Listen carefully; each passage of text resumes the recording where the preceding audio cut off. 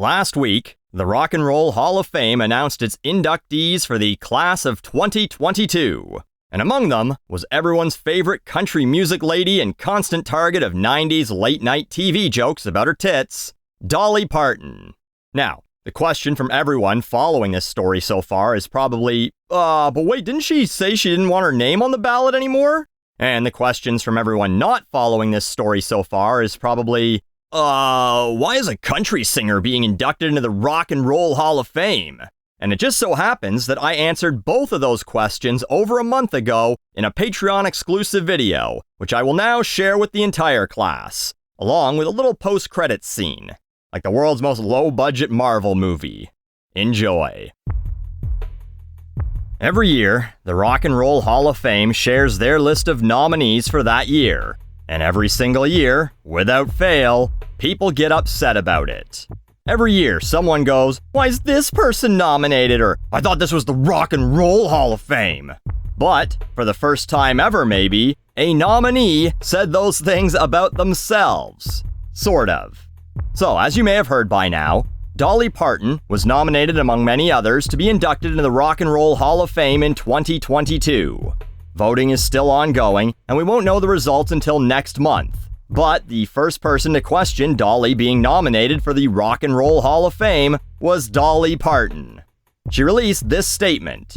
"Dolly here. Even though I am extremely flattered and grateful to be nominated for the Rock and Roll Hall of Fame, I don't feel that I've earned that right.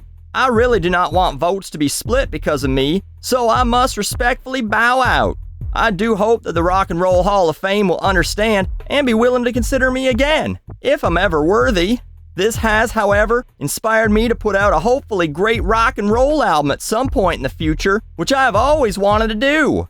My husband is a total rock and roll freak and has always encouraged me to do one. I wish all the nominees good luck and thank you again for the compliment. Rock on!"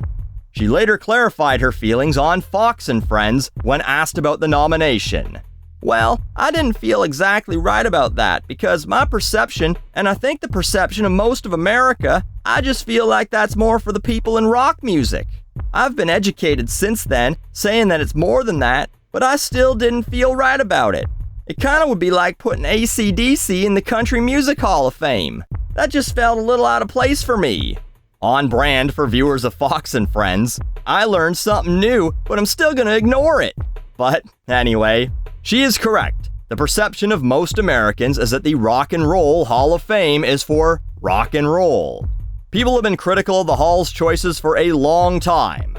A couple years ago, a website called The Tilt asked, "Should non-rock artists be added into the Rock Hall of Fame?" And the results of this very unscientific poll that could have had like 10 people vote on it for all I know were 30.8% for inducting non-rockers, while 69.2% of people said only induct rockers.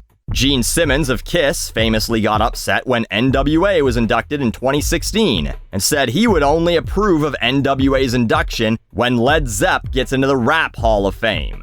Ice Cube fired back, saying that rock and roll is not an instrument. It's not even a style of music. It's a spirit that's been going on since the blues, jazz, bebop, soul, rock and roll, R&B, heavy metal, punk, and yes, hip-hop. Rock and roll is not conforming to the people who came before you, but creating your own path in music and life. That is rock and roll, and that is us. Yes, Ice Cube certainly fits his own definition of rock and roll, that's convenient, but I do agree, to a certain degree. It's about whether they define rock and roll as a genre or a spirit. And the Rock and Roll Hall of Fame has, since the beginning, made their opinion clear by inducting people who are what we'll call rock adjacent, or people who may have inspired other rock artists.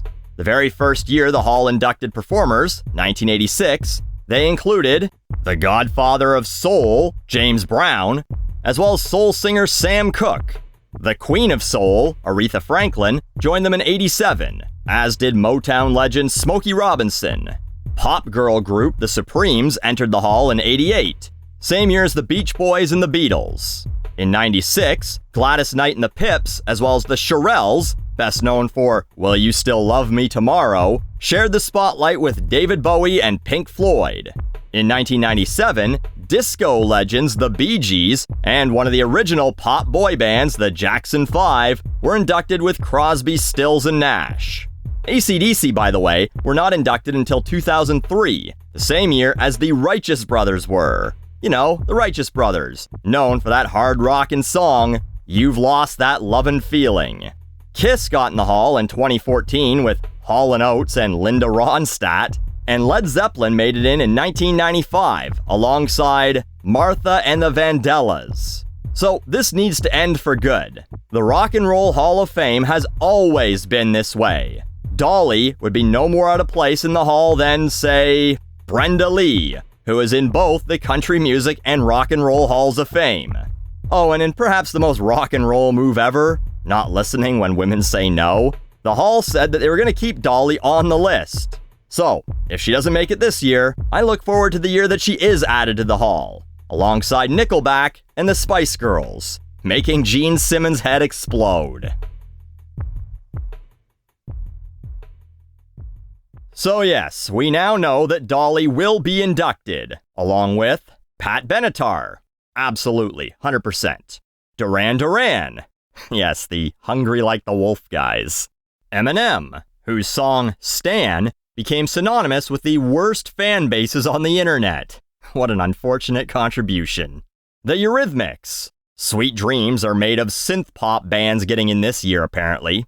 Lionel Richie, because I guess there's no Fuck Jam Hall of Fame. And Carly Simon. Nobody does it better, as long as it is folk music or James Bond themes. A few days before it was made official, Dolly said that she would accept gracefully if inducted, and that she would just say thanks and accept it because the fans vote. Because she's a classy Southern lady with manners. Of course that's what she's gonna do. And if you're one of those goofy edgelords going, they probably did it because diversity.